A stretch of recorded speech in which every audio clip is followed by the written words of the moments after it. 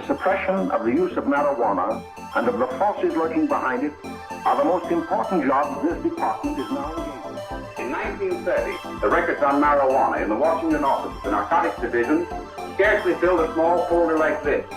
Today, they fill cabinets. Welcome, ladies and gentlemen, Coloradians and everyone that's smart enough to listen from the outside. One of the most amazing plants we've ever discovered. The pot party, the trippers, the grasshoppers, the hip ones, all gathered in secrecy and flying high as a kite. I got weed pots! Welcome back, ladies and gentlemen, to another week of Stolen Appetit. With your host, as always, it's me, Kip. Across the way, I got CB. How are you, Chris? It's the fucking weekend. I'm stoked. Dude, I'm still fucking exhausted. But we've got a great episode today. I've got Gout, and that's probably thanks to the folks over at Colorado's Restaurant and Trade Show. We'll talk about that. We'll talk about the March Madness bracket. Chris, we're down to, as folks are listening to this, 4 teams remain. For a $1,000 gift card to Bar Green at Ellingson's, great restaurant supply store. They're going to get a care package from our friends over at Callie's Cannabis, as well as our friends from Mr. B's Liquor. Speaking of Mr. B's Liquor, let's give a shout out to our sponsors who this time next week will be throwing a fucking rager themselves. That's right, Breckenridge Distillery. You heard us talk about it on Tuesday, Monday, whatever. They are teaming up with us for the spring to showcase all their great hooch, all the great parties and great times that can be had with them. Located right here in our backyard in Breckenridge, they have their obviously tasting room down on Main Street where the party will be going down, but they also have the good old-fashioned actual distillery as well. You know, you can have a good time, you can eat well, you can drink well, because it's Apri anywhere. So even if you can't make it up to Breck, you can still find a bottle of the Breckenridge distilled products across the Denver metro area, including at Mr. B's. And you can have a little Apri off the mountain.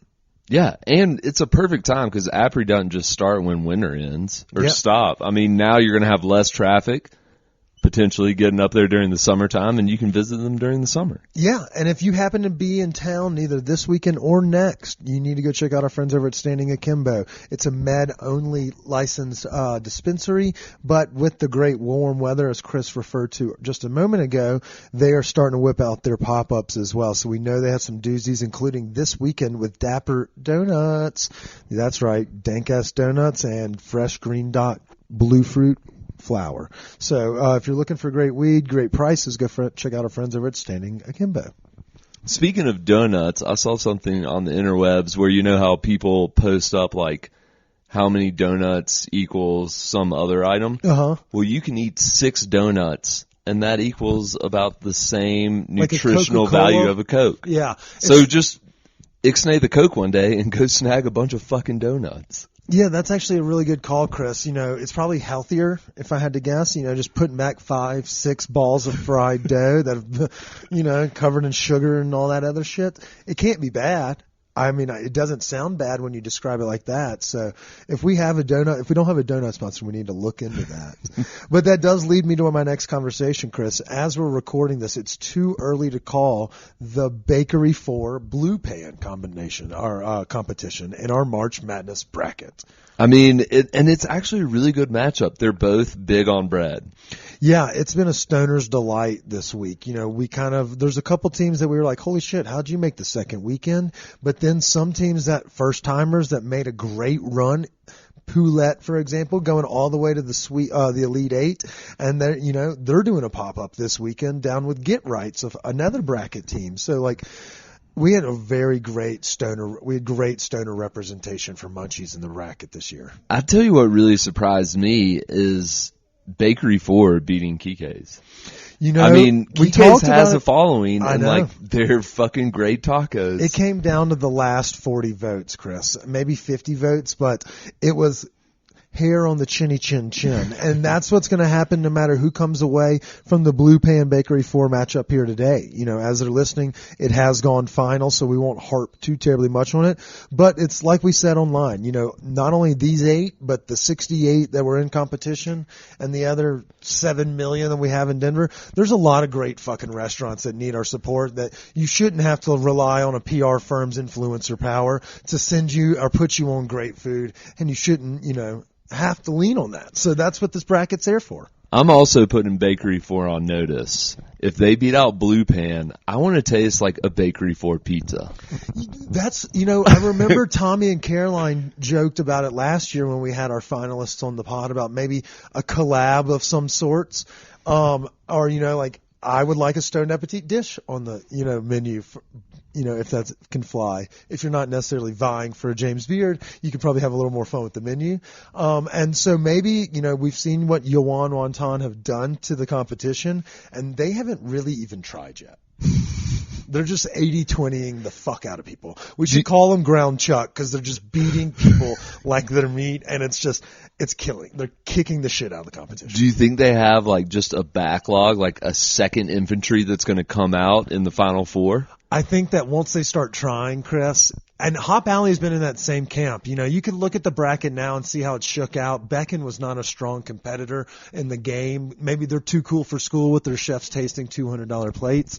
But everybody else kind of played along. So, you know, Hop had a fairly easier route than most of the other ones. And whoever comes down to this Bar Green Ellingson region, Chris, I tell you what, right now, they're tested, they're tried, and their community is going to be like, well, fuck it. We've been doing this for 2 weeks, you know, 8 times. They're going to be tried and ready. You know, their fingers are going to be calloused, you know, like those guys that work in the oil field putting Band-Aids on people. Yeah. That. This is where just, you know, being in good shape helps you because people are getting tired. You know, you got to rally the troops. It's going to be awesome. You're not lying, Chris, and it's going to be great. Yeah, so as we speak, it's all wrapped up, but we were kind of curious about that. One thing I was kind of curious, what you thought, that weed pen fucking stroke. Shout out to the Green Dots over at Standing Akimbo. Anyway, what did you think about Softa going down to Uncle? Because that was Softa was one of my picks to be in the Final Four. Yeah, I don't know. I mean, I think maybe Tommy having 2 of his establishments in. I did not see them getting 2 in the Final Four. I know, but I think they just rallied support where, like, you know, somebody was like, oh, I'm going for Hop Alley. I love it. But I also just love Tommy and what he's doing, so I'm going to go for Uncle, too. Nobody has ever said that. I don't even think Rachel would say that. Shout out to the Lees. We do love them dearly. Their food is great. But, you know, I kind of feel like Penelope and Yoan Wonton, if this was Vegas, I would put them at minus 4.5 spread points, you know, going in against Uncle, maybe even 8. I mean, that did surprise me that Softa lost out to Uncle. I mean, just like, they're both exceptionally good restaurants, but like in terms, I mean, I love ramen. Yeah. I love ramen as much as the next day, but if I had to choose on a day-to-day basis, if you could only have one, but we don't make that a contention. Yeah, I know. And because we do this in March in kind of blistery weather, ramen has a great angle in that their fucking restaurant is full. You could write on every takeout box, go to Stoned Appetit and vote for our restaurant. And if you don't like it, you know, kill yourself. Yeah. You know, something like that. Don't leave us. So yeah, you press the button above the top. But I agree. I thought Softa, one thing we didn't see is they didn't play along, and you know, alone don't play. So that is fair. I didn't, you know, I'm not asking them to like come back on the pod, which I know for a fucking fact he won't. He's on the Good Morning America circuit now. He's not on the Stoned Appetit circuit, but they just didn't get kind of behind it. And so while you do mention, you know, Uncle and Hop Alley do have that strong following, just as Penelope and Bakery 4 and Blue Pan and Kike's have, those smaller institutions that aren't on Good Morning America necessarily every day are having fun with it, embracing the madness and the chaos. And hopefully our listeners and our followers know that those restaurants, no matter who wins, they're all fucking bangers. And they're all like perfect date nights or lunches, dinners. You can't go wrong with any of the ones in the final Not at all. No. I got a question for you, and I can't remember if last year, like I know we dropped off the trophy at a net and all that good stuff, but did we have a discussion? No, we did have a discussion with the winners last year. Yeah, we had them on the pod because we tried to get them both on, and the only way to do that was through Zoom. This year we may just have to make them, but we also are going to have the committee go in and enjoy a dining experience with the winners, and we're going to bring our sponsors along. We're going to bring the fucking monstrous trophy that just has a picture of Kip's face taped on the front of it. It's not going to be that. It'll probably be like Tiger Woods or something. But it's a preposterously tall, and if it goes to somebody like a Bakery 4, they have a shiny new restaurant right on Tennyson, I'd be happy to showcase it. Blue Pan just opened their dining room to a larger community. Would love for that to be on the wall. Hop Alley, new addition, put us right next to Biggie. And we know Yuan Wonton is about to open a restaurant. You could put that thing right in the middle, kind of make it like a kiosk, like the Cowboys do with the Super Bowl trophies when you walk in the stadium. Or they could put it on the front of the truck, like the old, like Mercedes-Benz decal. That is true, but they'll have their brick and mortar in no time, But they're keeping the truck. Oh, I'm sure they're going to do just fine doing a little bit of this and a little bit of that. But if they did make it a fucking medallion or put it on the top like the Metal Gear Solid, remember that one with the clown head that had the ice cream truck that had the clown mask of fire? You just got to watch out for parking garages because I think you're going to be over the height limit. And that was Twisted Metal, not Metal Gear Solid. Yeah, and it definitely clips the top of a parking garage. But at the same time, they're usually posted up at really kick-ass breweries. So we're not counting our chickens before they hatch. It could go to any of those restaurants. Tommy's team has shown out, and so has Penelope's. So we'll see what happens. And then the community is rallied around Bakery 4. We've seen a lot of folks going, go support, go vote. They could do it, Chris. It's like a wave, and they have a wave of steady voters that are regularly there at the drop of 8 a.m. They get out. The bakery crowd gets up early, and they've already done all their bread shit. So they're just like chilling at 8 a.m., like smoking a joint or like a clove cigarette, just waiting for the they're in the home stretch. Yeah, maybe not. They're probably doing service at that hour, but you know what I mean. Yeah, we'll see how it turns out. It's going to be great. It's going to be awesome. So next week we're going to crown a winner. We're really excited about it. Thanks to our sponsors. I'm already tired talking about it. So let's dive into the next thing, Chris. I have gout. It's the only thing that makes sense. I saw you eating a lot of meat products. I've been swollen for 2.5 weeks. Now, I see why women complain when they're pregnant. I get it 100%. I've been eating for 2 weeks. It started with anchovies by the Mediterranean, and then I had to fly back here right into a buffet at the casino, and then the Colorado Restaurant Bar trade show was here this week. Holy shit. Maybe it might be just a lot of sodium in your body, and you're just storing water. So much sodium, Chris. It's a preposterous. So Colorado Restaurant Association has been putting this fucking thing on forever, and so they have keynote speakers that are there to kind of talk and shed light on serious conversation and talking points that need to be addressed, not only with business owners, for maybe those that just stay in the kitchen, or for those that are working the books and trying to figure out how to maintain a profit while staying availably open without getting yelled at for having a $30 burrito. All of those things are discussed, but who gives a fuck about that? Yeah. I want to talk about the spread. There is cheese, pork, beef, chicken, Redbird, Cisco, U.S. Foods. All of those guys are there. And then you got the local cats, your tender bellies, your heart strong beefs. You have some local liquor distributors sharing their wines and their liquors and their liqueurs. You've got cheese guys, Italico or whatever it's called, out from Golden, that does great charcuterie. We're Team Il Porcellino in this house, but it's ungodly amounts of food. But you may be hearing from some new folks. We're going to have some guests that are going to come talk to us about some really cool shit. I love it. What was the best beef bite? The Wagyu sliders from Heartstrong or whatever it was, Kenny Buck's beef. It came on a Hawaiian bun, and it was almost like a medallion of like a steak. They'll call it a steak burger. This dog keeps licking shit. Chaco, quit that. And so it's just like a little beef medallion that comes on a Hawaiian roll. I mean, Simple. Hawaiian roll. There's no fucking sauces, Chris. But if you wanted sauces, you could go over to the Blonde Beards, Buffalo Barbecue, and all those sauces they have. There's a couple different sauce games. So you kind of could do a hodgepodge, like you build a buffet plate, like you're at a wedding, like you're working the tables. And then you take it over to the hot sauce section. You talk with the lady for a couple minutes. You hit your Redbirds with some of the local hot sauce. I mean, they were Frenching those drummies, so they were just like lollipops. I was just pulling them off like a fucking Viking. Just got back from leave or whatever, war. So not to change the subject though, are you a sit down wedding dinner guy, or do you prefer the buffet at a wedding?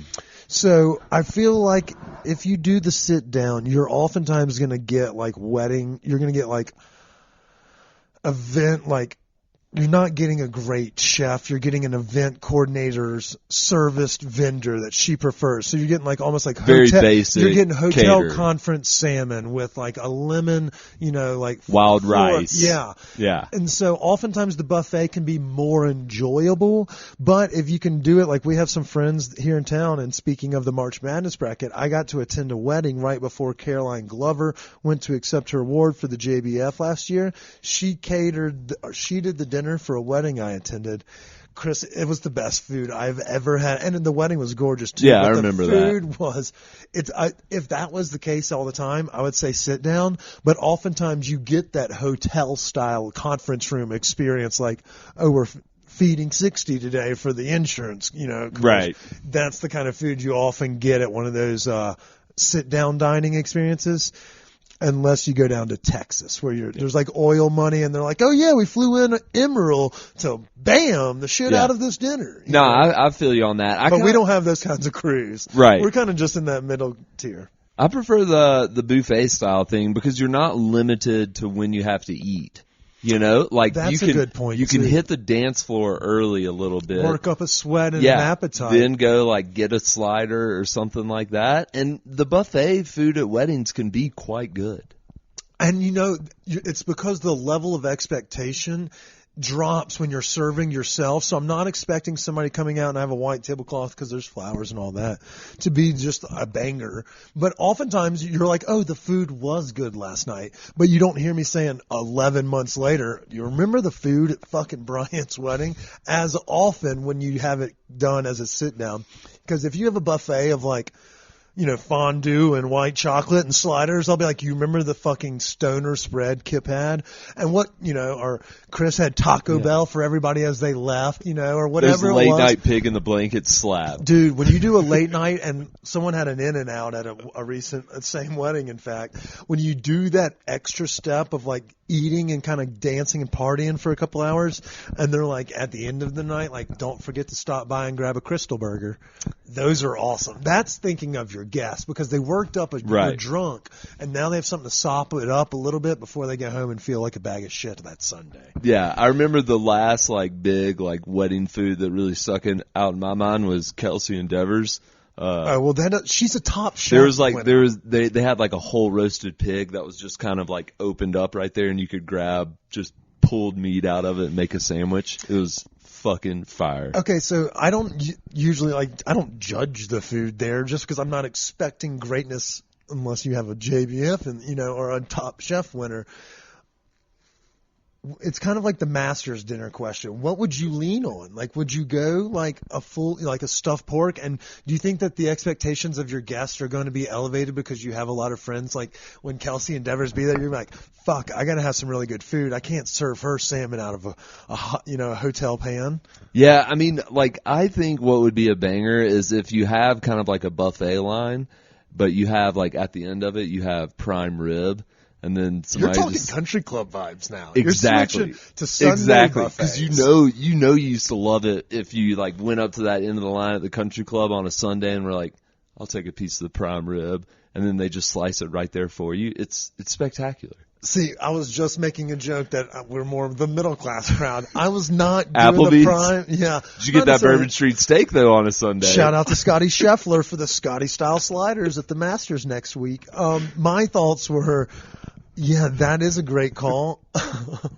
But I don't know if prime rib would be that thing I would want at the end. I thought you were going to say something like crazy, like a hibachi chef tossing shrimp in someone's mouth, because that would be something in my cup of tea, and I'd fuck with that. They'd be like, do you want yum yum sauce all over your buffet platter? And I'm like, fuck yeah. That's kind of what I was thinking. You just had random stations of different food, and then there all of a sudden a hibachi comes from out of the blue. Or maybe that's even it. Like maybe, when I get married one day, we'll get like 6 food truck vendors, and you just walk around, you eat a little bit of this, be like, oh, did you try the lamb skewers from the Mediterranean truck, or the vegan dish from Easy Vegan? Because you know that we'd have to have Lex and Tay there. They slay it. But it's things like, that I would get some like hodgepodge. But I'm one of the grazers, so I like the buffet style because it's looking at you and you can just walk by. And sometimes sleeper dish, the cheese cubes that hold fairly well in the pending the temperature, you can just go by and grab a couple Colby Jacks and throw them back as you walk towards the bar. It's not a bad option. It's not. Jesus. Okay. And y'all wonder why I may have gout. So the other question that I saw from your adventures at the restaurant trade show, well, that obviously. We'll talk about that because those guys are awesome. The martini machine. Yes, so the Kettle One Espresso Martini Machine was a talk of the social media page. I think we had like 600 replies to it. People were like, want to, how bad does it suck, or whatever in between. So let's give a quick rundown. It looks like a baby kegerator, but it has a coffee line to it. So it goes to like one of those bags of cold brew somewhere underneath the table. And I guess you have like booze on the inside. She didn't let me see the guts of it, but I could follow the trail, and it was only one tube. So it kind of reminded me a little bit of the Coca-Cola from McDonald's, where you could follow the tube, be like, all right, look at that. So I saw that going down. I was like, this isn't some fucking around thing. Like, you can make this really gnarly in your house. I give it like a 7.7 because you can make it better. Right. Other ways. But for the fact that you just quick pull this tab, Chris, and it's fucking Kettle One espresso martinis. And here's a little trade show trick. They serve them to you in those little kitty fuckers, the communion cups the Catholics use. Gross. Yeah. And so, because they want to keep you limited on how much. I'm doing the Matumbo finger. You go get a drink or a cup of water, a cup of coffee from the coffee station or the CRA's official lounge that had great snacks served by the Pro Start Colorado students. You get yourself a cup of water. You knock that back because you're about to put back about 17 to 18 fluid ounces of espresso martini. I was lit up. I didn't even fucking work the first day. Me and a couple of buddies that were also doing kind of fun stuff, we just walked around in circles and just pounded hooch. The second day I went back and I was like, hey, look who's back. They're like, how do you feel? And I was like, right. But everybody was getting drunk at the night, That's what you do at trade shows. So we were all kind of struggle bussing later arrivals on Wednesdays. I went and got some business cards, had some more conversations while sitting down instead of standing up, because it was a little bit of a lot. And that's where I got to hang out with the people from Ados from Tom's Seafood. And then Amy and Levon and the team from What Chefs Want. They had the best spread. They had raw oysters with vignettes and sauces. You could raw dog them if you wanted. They had poke bowls or tostadas almost, like with a wonton cracker underneath, and then they had like a blue a crab dip and then a serrano on top. The snack game at their station was great. And what I want to give a quick shout out to is What Chefs Want. They're a group that can help you get anything on the fly. So maybe you're short something, maybe your Cisco or U.S. Foods rep didn't have that king salmon or whatever you may have been hunting. Go reach out to guys at Tom's Seafood for that specific situation. But if you are possibly looking for vendors that could help you in a bind or help you with those one-offs or random events or maybe marijuana parties, What Chefs Want is a great resource. And Amy and the crew over there, Sean, they're nice as can be. So What Chefs Want is kind of like a standby. Like, I mean, not like if you're in a bind, you're in a bind, give them a call and they can help you out. But they're also like normal food distributors, and they bought Northeastern Seafood or something of that nature back a year or two ago is what they told me. It got a little hazy. It had a lot of espresso martinis. And there's frosé. We'll talk about that next. I got just drunk for the last 2 months. But they can be just a normal food distributor from my understanding. We'll get them on the pod to come talk about it, and we'll make them come bring us some food so that we can grill it on the BGE and here in the studio. Love it. Yeah. But yeah, so they were great, Chris. The frosés. The people that just do distributing of frozen drink machines, they had a bunch of samples, and so I just made loops. It's the frozen drink game has come a long way since the old days where there were just those island Oasis machines that churned out, pina coladas and stuff down at the beach resorts. And so the painkillers and such still do their number when you get those, but they do. They've upped their game. They had a litany of drinks, but there's even bars in Denver now that it's kind of like the ice cream game. It's it doesn't matter what fucking time of year it is. There's a frozen drink circulating. Yeah, I'll have one. And I walked out of the convention after multiple frozen vodka cranberries on Tuesday, and it was fucking snowing. And I was like, good thing it was a tropical oasis down here hanging out with my friends in the industry. Yeah, I don't discriminate against hot or cold eats depending on the weather. Or drinks, for that matter. But it is about to be peak frosé season. And it really is. And while we don't have a machine, we need to talk with Adam and the team over at Bar Green, see if we can just get a baby frozen machine. And then we also maybe need to outsource, get some of that purple drink sauce from New Orleans. What do you think about that?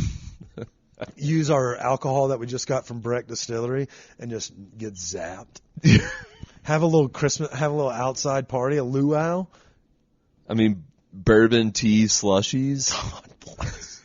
With a lot of sugar. John of course. Daly's for the Masters in 2 weeks. We'll set. Y'all are going to see some really poorly edited videos that have really delicious ingredients. Really and truly, once we get a studio, we need a hot dog machine.